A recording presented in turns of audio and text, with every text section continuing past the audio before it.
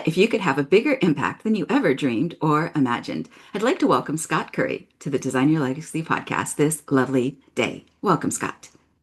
Thank you so much for having me on. It's a pleasure to be here.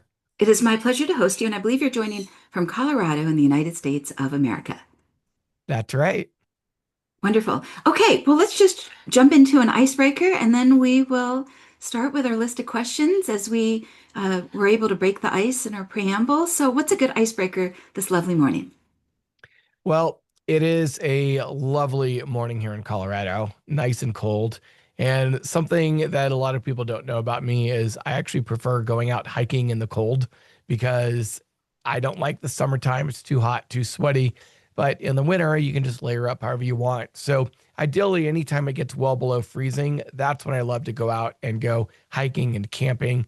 And I actually have pictures of myself standing out in the middle of the forest in my underwear when it was 20 degrees below freezing. Not that you want to see those, but it was just interesting to kind of show, hey, I'm willing to go out there and do just about anything. It might seem crazy to most people, but in some weird way, it makes sense to me. And you're having fun. Absolutely. Yeah, this life goes by so fast. We have to have more fun. Yeah, it says Jeff Bezos says, live a life of service and adventure. And I love the adventure part of it. Wonderful. Okay, so you've built five successful businesses, but legacy is more than just achievement. At this stage of your life, how do you define legacy beyond revenue, views, followers, etc.? That's a great question. And a lot of people will think about legacy in terms of their achievements and what they've done in life.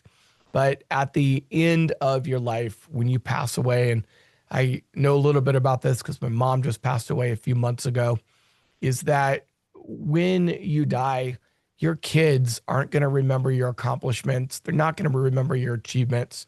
What they're going to remember is how much time you spent with them, if you attended their after school events and their sports events, and the people that you impacted in some way are going to remember the impact that you had on their lives.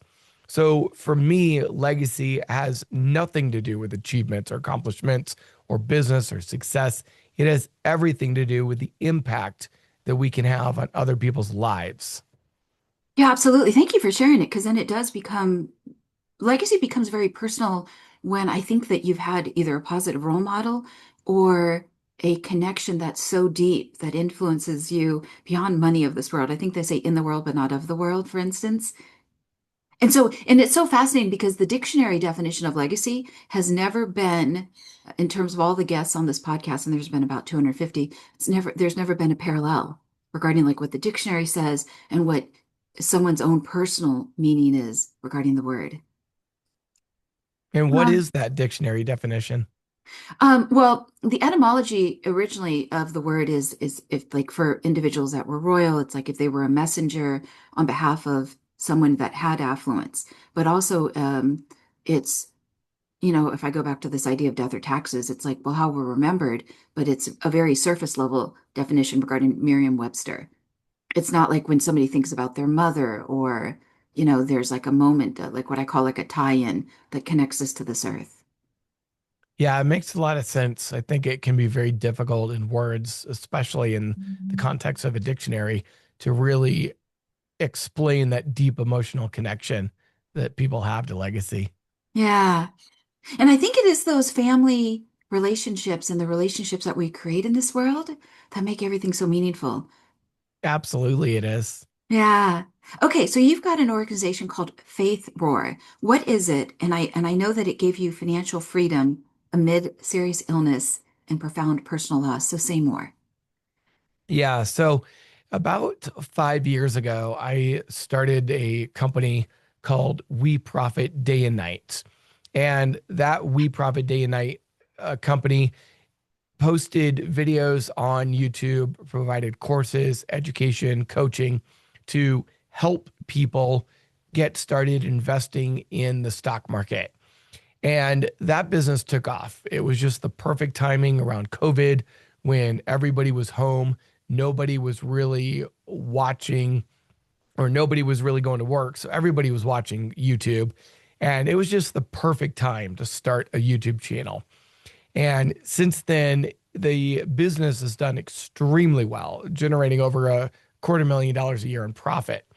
And what I have noticed through all of that is even though I was having a great impact on people with their finances, I really wanted a little bit more because prior to COVID, I was actually doing motivational speaking and trying to get a bigger impact on people's lives. Unfortunately, COVID shut all that down. Mm, And when my mom passed away in September of 2025, we were all in the hospital room together, kind of sitting next to her dead body. And we were telling stories about her life and what we remembered, and basically rehashing the legacy that she left us. mm, And one of the things my dad said had a profound impact on my life. He told me that my mom only had one regret in life. And he went on to explain that when I was born, and I'm the oldest of three, and when my sister was born, my mom did not feel financially secure enough to stay home and raise us. So from the time we were infants, we were put into daycare and we were basically raised by the daycare teachers. Now, mm, when my brother was born, he's the youngest, my mom finally felt financially secure enough to stay home and raise him. mm, And about a year after raising him, my mom told my dad that she regretted not quitting her job earlier and raising my sister and I. And when I heard that, it hit me to the core. And I said, I am going to do everything in my power to help as many people as possible to become financially secure and financially free so that they never have to make a decision between going to a job and staying home with their kids ever again. And mm, that is how Faith Roar was born. I took the educational portion of the We Profit Day and Night business, moved it into the Faith Roar. I've now added business education, budgeting, motivation, and inspiration to help people get started building a business, budgeting, and investing to overall build a strong financial security and financial freedom so that they can stay home with their family during times of crisis and be able to raise their kids and never have to have that regret that my mom had. I have actually spoken to a lot of people on their deathbeds. Not a single one has ever told me that they regretted not working more. mm, I have had a lot tell me that they regretted not spending more time with their family, not spending more time with their kids, not going to their kids' after school events, and not taking a chance on starting a business that they had a dream about 20, 30 years prior. And mm, so when I think about that, a lot of people don't think about legacy till they're on their deathbed. And I realize that you have to be intentional about it early on. I understand a lot of people in their teens and 20s, they're just too young to really think about those long term goals. But by the time you get into your 30s, especially into your 40s and 50s, you've got to be thinking about what is your legacy? How do I want my kids to remember me? Do I want mm. my kids to remember I went to the office 80 hours a week? Or do I want my kids to remember all the time I spent with them? Well, what I love that about your story so much is that your mother so deeply wanted to give and provide and be close, in her love as a mother. I just think that's so sweet and pure. It is. She was an amazing woman, strongest woman I've ever known, and just really, really had a deep impact on my life and the lives of those around her. Yeah. Her family, her friends, all talked about how joyful she was and how they just brightened their days whenever they were around her. Mm, And it's just a wonderful legacy. Legacy doesn't have to be this incredible thing where you started $1 billion business and impacted all these people. You don't have to be a Mother Teresa. Legacy can be very impactful on the lives around you, especially your children. Hmm. She sounded kind. She was very. Yeah. So the question had to do with, what did that season teach about designing stability before life falls apart? Did you feel like life fell apart for you when she passed away because it was too soon? Or, Well, I got to tell you, this year, 2025, has been the most difficult year of my entire life. okay. So I started the business in 2021. By 2022, I was financially free. Hmm. And that was a huge blessing this year because in January of this year, my 3-year-old son got extremely sick. He ended up in the ICU with complex pneumonia. He almost died. And for the 3 weeks that he was in the hospital, I was in that hospital every single day with him. That is something I would never have been able to do had I not been financially free. Because the whole time I was in the hospital with him, I was making money and continuing to pay bills, even though I wasn't working.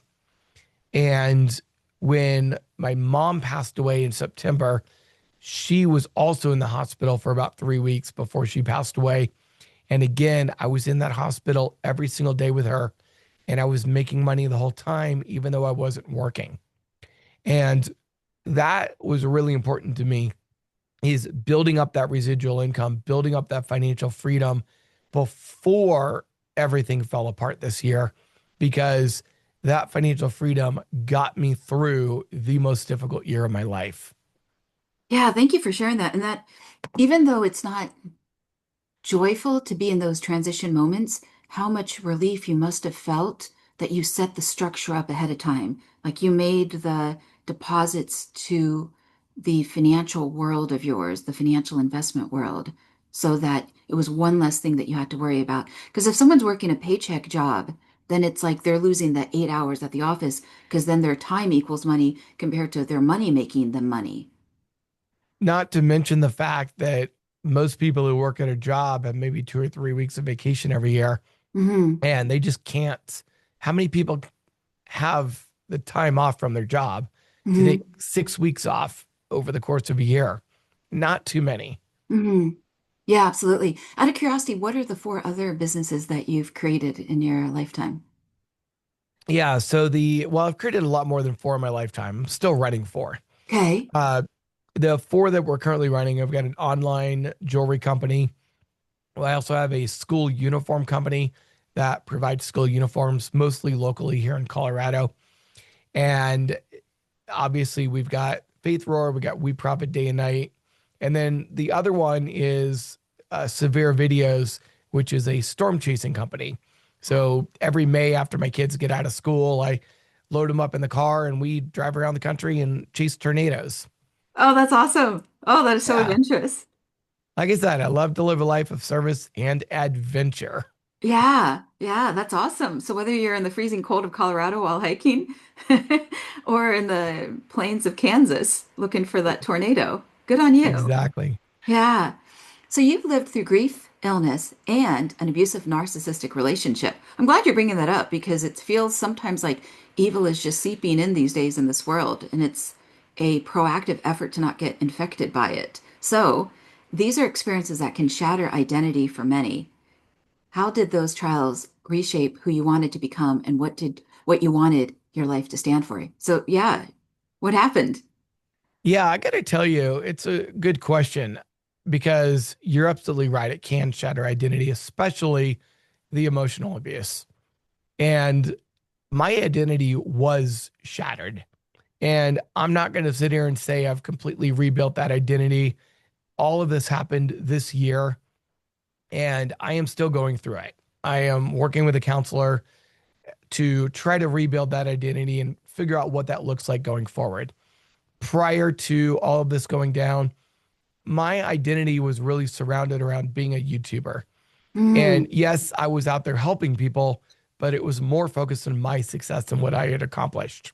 okay. And since everything has happened this year, my identity is really getting reshaped. And like I said, still in the process, but it's really getting reshaped and refocused, not so much on what I can accomplish. I don't even care anymore.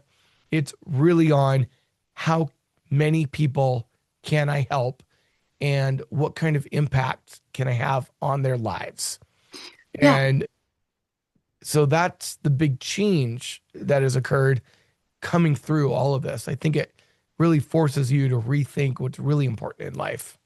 Yeah, absolutely. I just wanted to make two distinctions. One is a lot of times we think of ourselves by what we do, particularly in the Western culture. It's all about that productivity. And so there's what we do, but then there's also who we be. So I think this question is very interesting, like what you want your life now to stand for, because a part of that is, well, who do you want to be in the future, separate from your actions? And I know that, again, we live in a society that talks about, what you measure and KPI, key performance indicators and metrics and all of that stuff. And I also wanted to make a distinction around that a lot of times individuals that are narcissistic, somebody made them feel ashamed. And so if you're shining your light, they could have given their light away. And they've never even gone back to reclaim their light to want to suck the light force out of you. Yeah. And I think you hit on something with Western culture. You ask just about anybody in Western culture, who are you? And they're almost always going to give you their job title. Hmm. And it doesn't matter if it's the CEO of a company who's going to brag about being the CEO or a mid level worker or even a gang leader. Hmm. They're all going to give you their job title as who they are. Hmm. And a lot of times they'll give you their accomplishments, you Hmm. know, and people define themselves based upon their accomplishments and their Hmm. success in life. And what I've realized talking to people on their deathbeds, listening to families who have lost someone, nobody cares about your achievements other than you. Hmm. At the end of the day, people are going to care about the relationships you built. Yeah, absolutely. I find it so interesting. So, I'm sure you've seen it, a movie with Tom Cruise, Renee Zellweger called Jerry Maguire, and they talked about breakdown for the breakthrough. But n none of us really say, God, give us more breakdowns, please. It's true, but of course we all need it, right? Well, what comes out of it is what they call post-traumatic growth. But but it's never fun to have to process not only your stuff in those emotional growing pains, but sometimes we end up processing other people's junk because they don't have the skills or the tools to do the work. Right. Well, it's just like anything. Think about Navy SEALs or Delta Force members who go through extreme difficulty. Hmm. And the ones that make it and survive it and come out of it end up being the strongest and most successful people when it comes to military action. Hmm. And a lot of that is true in our lives as well. That breaking moments, it is designed, I believe, by God to break you down, Hmm. to destroy your pride, and to get you to refocus on what's really important, whether it's, focusing on God, focusing on others, Hmm. focusing on leaving a legacy that will have a long lasting impact on people's lives and go far beyond just what you personally want out of life. Yeah, so let me ask the question, and I realize I'm circling the wagons here. How did those trials then reshape who you wanted to become? Did it reshape it, or did it just strengthen it for you? I would say significantly reshaped it, taking the focus off of the accomplishments that I wanted in business and switching them to accomplishments based off of how many people I wanted to impact and the kind of impact that I wanted to have on them. Interesting. So then what you're pointing the flashlight to is contribution, which some people have said to me, oh, legacy is just about ego. And I'm like, oh, like I need to hear that again. And so I think it's interesting then because when it does become about the number of people you can help and how you can help them and reach them and change their life, particularly around money, because if somebody makes a large amount of money, their address can change. Well, a lot of people, and this is something really interesting I've noticed about money, is that generally when people are seeking financial freedom or financial security, they, without realizing it, tend to have a very selfish mindset. I'm not Hmm. saying people are selfish. I'm just mean they tend to think about what that money or what that financial security will mean to them and their family. Hmm. And I love the old saying, get more to give more, Hmm. because I had that exact same mindset Well, we're talking about up until Maslow's this hierarchy of year. needs for a moment, but keep going. Yeah, I had that exact same mindset earlier this year that I just wanted to get this financial security and financial freedom so that I could enjoy time with my kids. I could go on vacations, live in a nice house. And I had all of that. Hmm. But what was the meaning of it all? Because Hmm. at the end of this year, I realized it was good to spend time with the kids, but what impact does that have on other people? And this is where something major changed a couple of years ago. At the end, well, actually, it was the beginning of 2024. I took a trip to Uganda, Mm. and I went to Uganda, toured the country with some of the spiritual leaders there. As what I found out was, while here in the Western culture, we have this concept of free education, especially primary school, and it's paid for by the government. They don't have that in Uganda. In Uganda, if you want to send your child to school, you have to pay for it yourself. Well, that's the same thing in South And Korea. right. And it's really difficult, if not impossible, for those people who are very poor to be able to do that. Hmm. So, what the churches in Uganda did is they went into the poor regions and they opened up free education, and they built schools, built buildings, brought in teachers, and they started teaching kids for free in Hmm. order to allow the poor communities to also be educated. Problem is, those require a huge amount of financing. Hmm. So, what I did when I went out there is I actually paid to have a few school buildings built so that they could educate more students. I bought land to build more churches. I also found an orphanage that was struggling. They had about 30 kids and they just couldn't get any income to feed their kids. And sometimes those kids would go 2 or 3 days without eating. And Hmm. so I bought them a few acres of farmland so that they could farm and grow their own food and have a sustainable source of income. I didn't just want to buy them food because that would have eventually gone away. I wanted them to have food for many, many years to come so they would never go hungry again.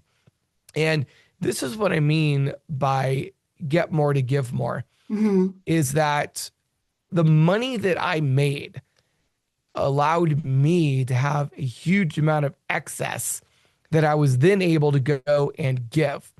A lot of people that are living paycheck to paycheck, they struggle to sponsor one child in an orphanage. But Hmm. when you get a lot of money, you're able to give a lot of money. And instead of sponsoring one child, you could sponsor the entire orphanage. And instead of sending one child to school, you could build an entire school. Hmm. And this is what I mean by that. The more money you get, the more money you can give, the greater impact and the greater legacy you can have. Yeah, absolutely. Well, good on you for doing that and for caring. And we're just going to cough throughout this episode, so it's going to be wonderful, which is natural and human. So it's interesting. I had shared with you about 80% of the listening audience happen to be male. And I've even ironically had conversations where some young individuals have asked, well, how do I get to that place of earning more money so that I'm not in scarcity? Which brings me to my next question. I know everyone asks about financial freedom, how do I get more? If I bring up Maslow's hierarchy of needs again. But my question for you right now is how do you help people align money, faith, and meaning so wealth or financial capital serves the soul and just doesn't replace it in the world but not of the world? Yeah, it's a great question. What I've done is back in September, I started the company Faith Roar based Hmm. upon trying to make sure nobody had that same regret that my mom had. And Did she part feel of like me, she sold out for money?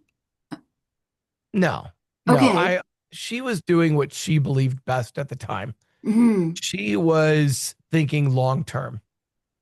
She wasn't thinking, well, I'm just going to stay home and raise my kids.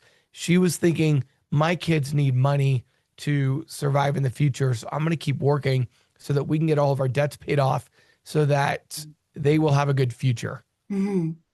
And I'm not going to say it was the wrong thing to do. She had her really good reasons for doing that.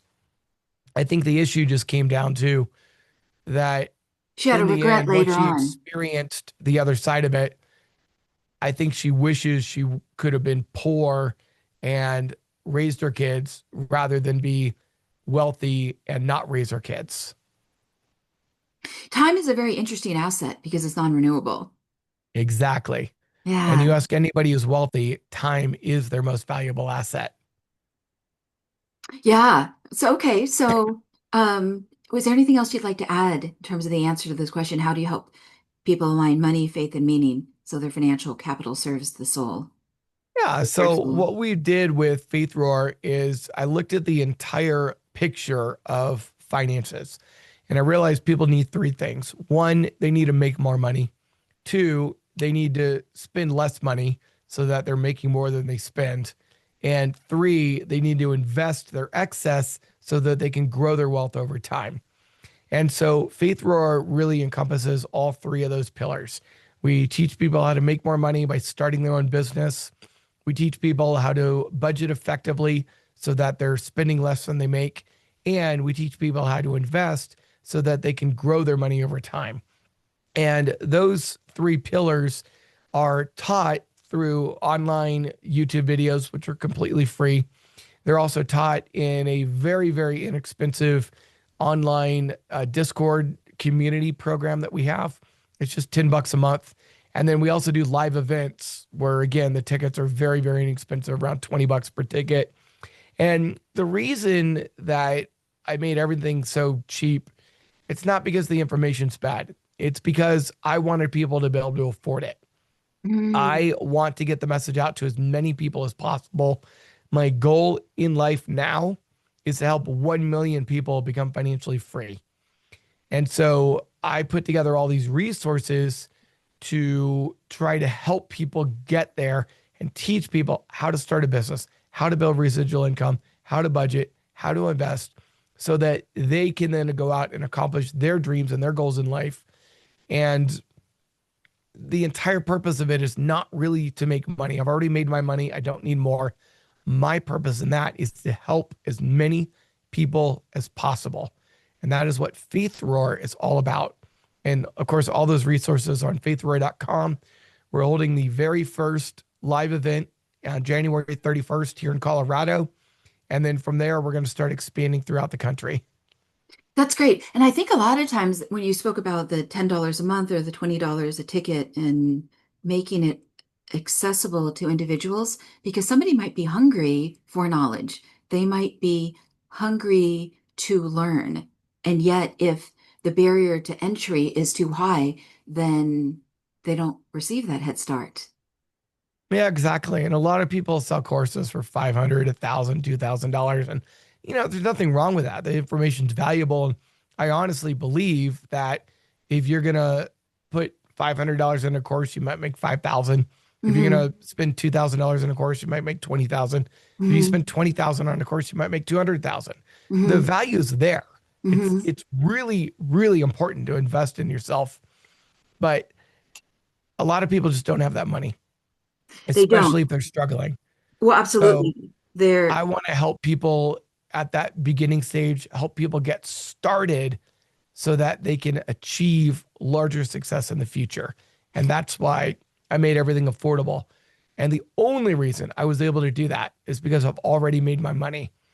And so I already got more money than I need. Now I'm able to give back to more people by essentially pricing everything pretty much at cost. Yeah. Well, good on you for doing that because it's those tiny little distinctions that somebody can make in order to change the trajectory of their future. Exactly. And people just have to get started. You got to think about what do you want your life to look like 20 years from now and then Hmm. work back from there. And I think if you do, it really doesn't matter where you want your life to be 20 years from now. If you start working back, you're going to realize very quickly, I need to make more money. I need to start spending my money more wisely. And a lot of people, when they're looking at it, I saw the most recent statistic said if you're going to retire today, you need $3.1 million. Ooh. And very few people have $3.1 million in the bank. I have no doubt that 20 years from now, that number is going to be up around 5 or 6 million. And the problem is, how do you get there? How do you get there when you're making 60, 70, $80,000 a year in your job? Or less. You can't. It's impossible. Hmm. You have to have supplemental income. And so that's really the point of this, to help people find ways in their own way to create that supplemental income so that they can achieve those life goals and can leave a really great legacy, not only for their children, their family, but for hopefully thousands of other people as well. Hmm. Well, good on you for being that teacher. Yeah, it's my passion is teaching education because it's all about helping people in the end. It is, and knowledge is power. Okay, so you went from building businesses quietly to influencing millions online. What responsibility do you believe comes with influence, and how does that responsibility factor into your legacies plan? It's really hard because as an influencer, and I think anybody with enough notoriety or fame is going to be an influencer, whether they call themselves that or not. And really, we're all influencers. We have an influence over our kids' lives. We have an influence over the people around us, our coworkers, subordinates, bosses. We influence people every single day. And when we influence people, I think it's really important to think about how that other person feels and Hmm. what impact we can have on their life. A lot of times, as an influencer, people are so focused on their own personal success. They're wanting to go out and get that success regardless of how many people they hurt. They're they're not intentionally hurting people. They're just so focused on success that naturally people's feelings and people's hopes get hurt by that. And I think it's really important to take a step back and think, yeah, success is good. I definitely want to go achieve those goals. But at the same time, how do I want to get there? And do Hmm. I want to lift other people up, take them by the hand, and bring them along for the ride? Or do I want to push people aside, get them out of my way so that I can go after my own goals? And a lot of us never really think about that. Honestly, I never really thought about that prior to this year. But once I did start thinking about that, I realized I was going about it all wrong. I want to stop pushing people away, stop clearing the path towards success, and start getting a wide open arm and bring people in and carry them with me to the top of the mountain. Yeah, absolutely. Well, I think it's a more mature question of how can I get there while being in service to others as well as creating win-win outcomes. I think a part of it is the human nature is we like to conserve calories. So if we're conserving calories, we can think about what's the quickest way to get there for me and not have the emotional intelligence or maturity again to ask some of the deeper, broader long-term questions of can I design this better? Not just how fast can I get there? Yeah, absolutely. It's and how many people can I help along the way? I think that's the real question. Yeah. In the world of coactive coaching, they have this metaphor where they call it being clumsy, but it's not really being clumsy emotionally. The metaphor to being clumsy is like if you bump into walls and you have other people bump into walls. In other words, you cause pain, but you don't necessarily intend it maliciously. It's just that you don't know any better until you do know better. Yeah. Yeah. Yeah. In your experience, what are the most common mindset or spiritual blocks that prevent people from stepping into both financial freedom and personal wholeness? It really goes back to everything we've been talking about. A lot of people are going to achieve success in life. A lot of people are going to go after it. They're going to get there. The Mhm. personal wholeness part is what a lot of people miss. And they don't think about it until it's too late. And a lot of people really don't think about personal wholeness until their kids are grown and out of the house and they're approaching retirement. Hmm. And then they think, oh, well, now that I'm no longer focused on success, let me go focus on personal wholeness. And by then it's too late. Your kids already regret the fact that you weren't attending their soccer games and football games wherever you are in the world. Your Hmm. kids already regret the fact that you weren't there with them and didn't spend time with them. Your spouse regrets the fact that you were never home. And it's just too late. It's too late at that point. You have to focus on personal well being long before you ever, quote unquote, achieve that success in life. It has to go hand in hand Well, because what's the point of getting to the top of the mountain with a broken leg and a huge head injury and a punctured lung? hmm, You might as well get up there in whole with your family. hmm. And relationships. Yeah, absolutely. Yes. I think a part of that remedy is finding, and they're always out there if we are willing to look, positive role models. But if in our immediate circle we only saw examples of individuals that either took shortcuts or hustled without a conscience because they never thought it would catch up to them, or just individuals that they themselves didn't have positive role models, like going back to the individual who was narcissistic in your life. Somebody hurt them and then they hurt others in the pattern until someone somewhere along the way had enough integrity to say, I'm going to break pattern. Yeah, exactly. And, you know, things like that. I mean,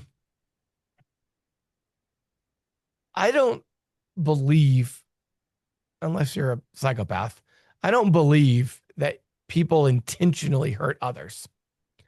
I believe that the hurt that people cause is almost always due to not thinking enough about the other person. It's not that we set out to intentionally hurt them, it's that we're so focused on ourselves, we don't set out to think about others enough. Hmm. And while it's an accidental thing, the solution is to be far more intentional about other people, helping others, lifting them up, and encouraging them. And by no longer covering our eyes and ignoring others around us, by instead being very intentional about the impact that we're having on other people, I think the hurt and the pain that we cause unintentionally goes away as we become intentional about lifting others up and encouraging them. It is a choice. Looking It back, go yeah. ahead. Go ahead. It's a choice, but more so, it's the realization and the intention to stop saying, I'm going to focus on myself and my goals and my family, and to start saying, I'm still going to focus on those, but I'm going to be very intentional about thinking about the impact and the legacy that I'm having on others as I go after those goals. Hmm. I think it's a great question. And even just to make the space for those answers would be monumental for their life as well as the lives that they're going to be connected to. Because, of course, we have an effect on other people. How can we not? Exactly. We're all going to affect other people. The Hmm. question is it going to be a neutral or negative experience because we're not thinking about it? Or is it going to be a positive and uplifting experience because we're being intentional about helping others? Hmm. I think it's interesting with business owners these days, whether it's small, medium, or large size businesses, it's not just business as usual regarding the titans of industry on Wall Street. It's also, like you had said, can you get more in order to give more? Because then money becomes a tool. It becomes that platform then to do amazing things, not just have record earnings to outdo the competitors. Yeah, exactly. That is what it's all about. The money that we get in our lives, how are we going to use that to impact others? Mhm. That's ultimately what it's all about. The Mhm. more we get, the more we can give. I If think, we barely have enough to pay our bills, we can't give anything. Hmm. So it's really hard to have a lasting impact financially when you don't even make enough to pay your own bills. Hmm. I think the truly talented are going to be willing to rise to the occasion. And I think the others that don't and they stay selfish, I think they forgot who they truly are. Well, I want to be careful with the word selfish because Okay. I don't believe people are intentionally selfish. I believe it has a lot more to do with just a lack of intention on focusing on others. Hmm. And it's not that people can't be successful, it's not that people don't try. I think what happens a lot of times is everybody wants that success, everybody wants financial freedom, everybody wants wealth. The problem is, most people are either too scared, too afraid to get started, or they feel like they just don't know what they need to do to get started. Or a lot of times, what happens is they have a great idea, they want to get started, but there's so many things going on in their lives right now. They feel like, well, once all these busyness things go away, then I'll get started. And the problem with all of those is that, first of all, everybody has a great idea. Very few people turn that into a viable business. And the main difference between a great idea and a viable business is action.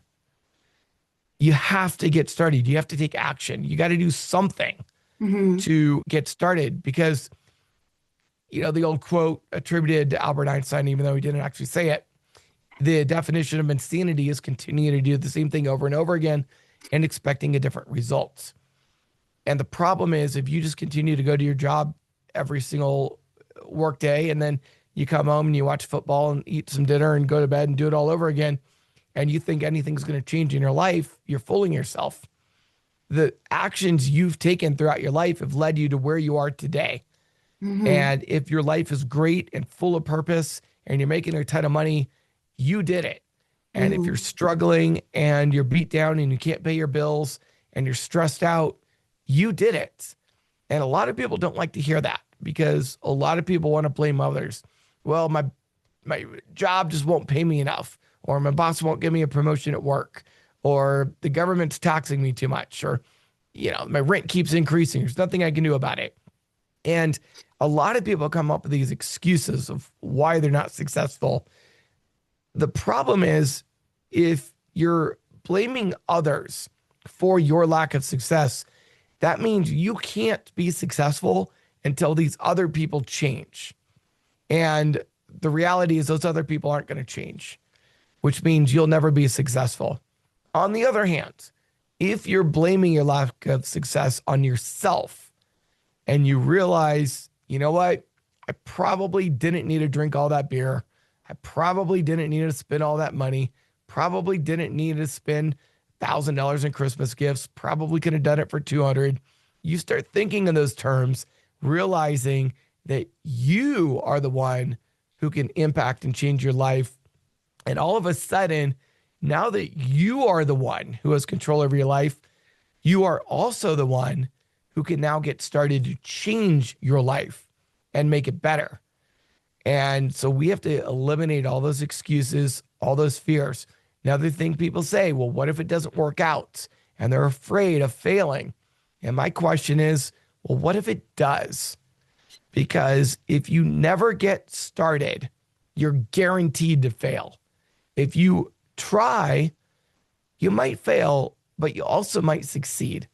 And the only chance you have of succeeding is to try. And then the final one is delay.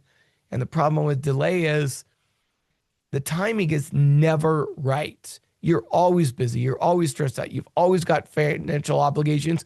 You've always got family obligations. And the problem is all the amount of time and effort you're spending at your job just trying to get by. And you're thinking, well, that's taking up all my time. I just can't do anything else right now. You don't realize that if you just spent a few hours a day working on something new, you would eventually be able to replace that income and maybe even do what I did, which is make far more money, 3 times as much money as I made in my job, working less hours and having more time with my family. And that never would have happened had I not one day just said, I'm sick and tired of this job. I'm sick and tired of missing my kids. I am going to start a business right now, today, so that I can have a better life in the future. Hmm. So you got to eliminate the excuses. You've got to understand you are in control of your life. You are the only one who has the ability to make your life better. And you've got to get started, and you've got to get started today. The sooner you get started, the sooner your life will get better. Yeah, absolutely. Was there a defining moment looking back where you said to yourself, if I don't design my legacy intentionally, life will design it for me or others will? And then what changed after that realization? I had a very impactful moment on my life when my twin boys were about 2 or 3 years old. I remember getting ready to leave for work one day, and all of our bedrooms were at the top, upper level of the house.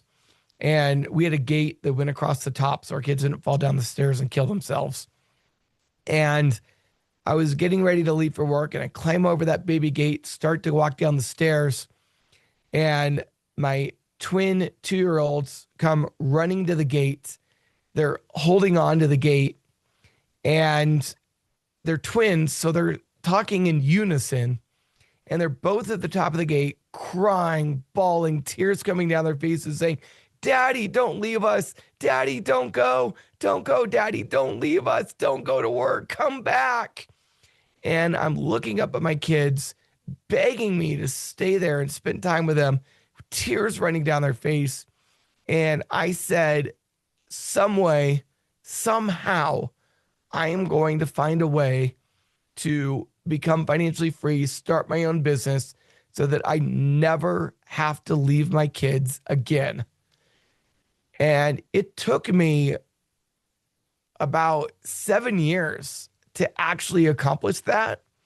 But now that I have, my life is so much better than I could have ever imagined.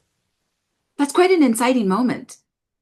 Because sometimes there has to be that moment of it, and it doesn't necessarily have to be like a car accident or anything like that, but it's a moment where you start to look for new and different answers in this world. But what I liked most about your answer was that it took you 7 years, because sometimes people think, oh, it's supposed to take me 7 weeks or 7 months. And there's always this expression, it took me 10 years to become an overnight success. It did. And that's so true, even in my business, because I tried a lot of different businesses and most failed. Hmm. And a lot of people look at my YouTube channel and they said, oh, well, you replaced a 6 figure job in 3 months. 3 months after starting your channel, you were already making 150,000 a year. So you were an overnight success. And I'm like, no, you forget the 7 years I had a failure that Hmm. led to this moment. Hmm. Yeah, I appreciate that because there are moments where somebody can, and I don't know if this happened to you, but when it's not going well and you want to like scream inside of your car. Oh, I had plenty of those moments. Believe me. Because it's like, okay, do I keep going? But those are the moments where if you are willing to keep going, it's like you push through this inertia. And then when the doors break open and preparation can mean opportunity, but sometimes you're in a season of preparation and it feels extra long. Well, the question is why? Why do you want to start a business? Why do you want to become financially free? Why do you want to make more money? Why do you want to design a And legacy? right, if your why isn't strong enough, you're not Hmm. going to do it. Hmm. The people that make it through SIL training, Hmm. you will hear them say that almost everybody that makes it through, and very few people do, but almost everybody that makes it through had a very strong why. Now, a lot of times, unfortunately, it was so that they could prove to their dad that they're a success, and they're trying to earn the respect of somebody, usually a parent. And it's kind of a sad reason why, but it really points to the impact that having a strong reason why will get you through those difficult times, because everybody's going to have failure at first. I don't know of a single business person ever who started a business and just immediately had overnight success.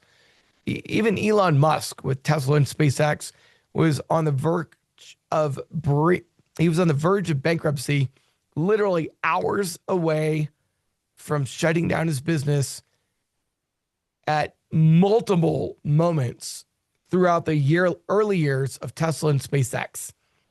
And so it's true with everybody in life. You start out, you have a bunch of failures, and you have this moment where you have to decide, is it worth it to keep going? And for me, I never got that image out of my head of my boys sitting at the top of the stairs, crying their lungs out, begging me to stay. Hmm. That image never left me. It was a Hmm. very, very, very strong why do I want to find the success? And that's what kept me going. If How? your reason why is purely financial, Hmm. I'm telling you right now, it's not going to happen. You've Yeah. got to think bigger. Well, we'll do more for others than we will for ourselves in the power of love. Yes. Yes. Yeah. Out of curiosity, how old were your twin boys when they cried? I think there were two. It may have been Oh, three, somewhere in there. I only bring that up because when I was 3 years old, we had shared in our preamble that you had two military parents and my father had served in the Air Force. And I remember when I was 3 years old, I used to cry when my dad left for work. Yeah, I did too, especially when he was deployed. And it's hard. I think it's hard for any child to have their dad leave them and go off to work. And as dads, we all have to support our family. We all have to provide for them. That's our job as men is to Hmm. provide for our family. Hmm.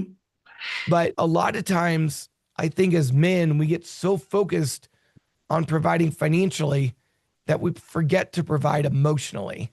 Hmm. Hmm. That's the tweetable moment right there. Yeah. So many of the listeners, as well as viewers, may be navigating loss, betrayal, or burnout as they are tuning into this episode while trying to build something meaningful. What first step would you offer them to begin designing their legacy? I think the first step is come up with a strong reason why. It can't be financial. It's got to be a really strong motivational reason that's going to get you through the most difficult time in your life as you attempt to do this and find failure. Because that moment will come. If you haven't had it already, it's coming. Hmm. And you need a strong reason why to make it through. Hmm. Second thing is, once you have your reason why, get started. You don't need to know how it's going to work. You just need to start taking action. And this is something where faithroar.com, the community that I built and others have built to help you along the way and answer all those questions. Well, how do I get started? What do I do? That is what we provide. Now, I can't give you your why. You have to come up with that on your own. But once you have that, come join us in Faith Roar, and we will help you and guide you and hold your hands along the way until you're successful. Very cool. So let's say somebody encounters your work 10, 20, or 30 years from now, and they it changes them. What do you hope that they feel, understand, or become because you existed and created this? My sincere hope for somebody looking back at my life, say 20 years after I pass away, is the same as it is today. Hmm. I want people to say, what am I doing with my life? Am I on the path that I want to be on?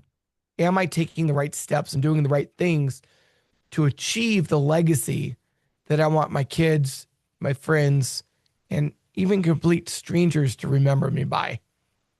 I want people to question that. Hmm. And then if the answer is, I'm not on the right path, then I want people motivated and inspired to take action immediately to get on the right path and achieve the legacy that they've always wanted. Yeah, that's a very wonderful answer. Thank you. Before I go on to the next question, one of the intentions I had for this episode was, how could I bridge what I called faith, adversity, entrepreneurship, financial freedom, and legacy planning with your background to bring that forth, given your life experiences. Okay, in one sentence, what would you like your legacy to be? Oh, I got to break it down into one sentence now, huh? Maybe one or two. Well, that's extremely difficult, but I'm going to bring it back to my goal that I've started. And that goal is this: I want people to say, he helped over 1 million people become financially free. That is the goal that I have with Faith Roar. And I sincerely hope I can achieve that goal and help more than 1 million people get there. That's a wonderful goal. If you were to design your hardcover coffee table book over a weekend or two a month for the next year, what images, stories, best practices would fill its pages? It would be filled with a lot of time with family, a lot of pictures of spending time with kids, attending those after school events. It would be filled with memories of the trips we took to go out and help those less fortunate than ourselves. It would be filled with pictures of me going throughout the world and building more schools, building more churches, and feeding more orphanages. It would be filled with hugs and pictures and surrounded by thousands of people who were thanking me for helping them and changing their lives and changing the course of their lives. Ultimately, it would be filled with the impact that I had on others, both my kids, my family, the nonprofit donations that I made, and the way that I impacted people financially. That's wonderful. What's a good website? Faithroar.com. Faithroar.com is where you can get everything you need to get started on your path to achieving financial freedom. That's wonderful. And I'm just going to throw a curveball question out there right now, and I think you can handle it. As half of America is single, is there any advice that you would give to those individuals for the design of their legacy and the impact that they could have that they might not even imagine right now? Absolutely. You know, as a single person, we don't really tend to think about legacy and impact in the same way that a married person does, or even somebody with kids. Hmm. Because once you have kids, you're really thinking about the future because your kids are your future. But when we're single, we don't think about that. We just think about what we want out of life, what we want to do. And there's nothing wrong with that. What's important is to take all of those hopes and dreams and goals we have as a single person and expand upon them and start thinking about how can we also impact others. I remember even in my late teens, early 20s, thinking about this as a single person and imagining in my mind going to different places throughout the world and speaking to tens of thousands, even hundreds of thousands of people at one time and having an impact on their life. And I built that into my life goal long before I ever had kids. And so, for those of you who are single, I would just encourage you to think beyond your personal achievements and motivations and incorporate your impact on the world into what you want to achieve personally. Very cool. Very cool. Well, let me circle back as I draw this episode to a close to the intention that we set at the very beginning, which was what if you could have a bigger impact than you ever dreamed or imagined in the planning and design of your legacy? And I think we have fulfilled that business promise this lovely morning. Some of the things that you spoke about was about about being intentional early on, and also that you became financially free a couple of years ago in 2022, but it was a journey over 7 years. It wasn't just something that you decided and then knocked out of the park in 7 weeks or 7 months in terms of managing expectations. But I think also you spoke about designing stability before one's life can fall apart because we never know when the tests come, and the tests do come, whether that's family, relationships, even identity, like when we have those breakdowns to have the breakthroughs. And I think you spoke about the extreme difficulty that can destroy pride, but on the other side of it, it only makes us more grounded in our values. And I also appreciate what you're doing with Uganda, because you're right. In many other countries outside of North America, people have to pay for education. It's not just that there's a public school system. So thank you for being a guest today. Thank you so much for having me on. I love what you're doing with the show and helping people build a life of legacy and not just short term impact. My pleasure. In closing, I'm Angelina Carleton, the hostess of the Design Your Legacy podcast, as well as the founder of Legacy Planning, a boutique advisory firm based out of Beverly Hills, California, United States, but international in those I get to coach and consult. I hope to dive deep into subjects that can help a person define, develop, and execute their legacy, and continue to scour the landscape for those who can be great resources to every dimension of your legacy. For many listeners and viewers, there can never be enough education and preparation, the moat or moat around your castle. Whether you find yourself with new wealth or generational wealth, may the content on this channel be an anchor in any storms ahead. We do our best to provide original content for your intellectual and emotional curiosity. If you're tuning in on Apple Podcasts, Spotify, Amazon Music, YouTube, etc., please remember to rate and review, share with your family and friends. And if you feel so inclined, send an email to either Scott or myself and let us know your thoughts or feelings about today's conversation. So thank you so much for joining. And thank you, Scott, for speaking into your legacy.